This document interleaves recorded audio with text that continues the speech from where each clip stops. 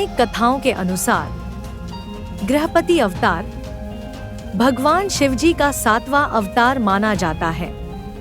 इसको लेकर एक कथा प्रचलित है जिसमें बताया गया है कि नर्मदा नदी के तट पर ऋषि विश्वनार अपनी पत्नी शुचिष्मति के साथ रहते थे। एक दिन ऋषि विश्वनार की पत्नी ने उनसे भगवान शिवजी की तरह पुत्र को प्राप्त करने की इच्छा जताई। तब पत्नी की इच्छा पूरी करने के लिए ऋषि विश्वनार काशी आ पहुँचे, जहां उन्होंने घोर तपस्या की और भोलेनाथ के वीरेश लिंग की पूजा अर्चना की। एक दिन पूजा अर्चना करने के दौरान ही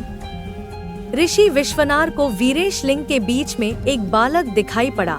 जिसको देख ऋषि विश्वनार ने बाल रूपधारी महादेव की पूजा अर्चना की और ऋषि विश्वनार की पूजा से भोलेनाथ इतने प्रसन्न हो गए कि उन्होंने ऋषि को शुचिष्मति के गर्भ से अवतार लेने का वरदान दिया और वह कुछ समय बाद शुचिष्मति के कोख से महादेव पुत्र रूप में प्रकट हुए और ऋषि विश्वनार और उनकी पत्नी शुचिष्मति के पुत्र का नाम स्वयं भगवान ब्रह्मा जी ने गृहपति नाम दिया था। पौराणिक कथाओं के अनुसार भगवान शिवजी के ऋषि दुर्वासा अवतार को सभी अवतारों में प्रमुख माना गया है। धर्म ग्रंथ बताते हैं कि महर्षि अत्रि ने अपनी पत्नी अनुसुईया के साथ भगवान ब्रह्मा जी की आज्ञा पाकर त्रिकूट पर्वत पर पुत्र की इच्छा कड़ी तपस्या की थी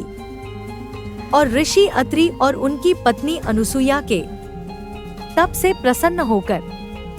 भगवान ब्रह्मा जी, भगवान श्रीहरि विष्णु जी और भगवान शिवजी ने वरदान देते हुए कहा कि हमारे अंश से आपके यहाँ 3 पुत्रों का जन्म होगा, जो माता पिता का यश बढ़ाने वाले होंगे और त्रिलोक में विख्यात होंगे। तब कुछ समय पश्चात भगवान ब्रह्मा जी के अंश से चंद्रमा उत्पन्न हुए और भगवान श्रीहरि विष्णु जी के अंश से संसार में संन्यास की पद्धति को आगे प्रचलित करने के लिए दत्तात्रेय का जन्म हुआ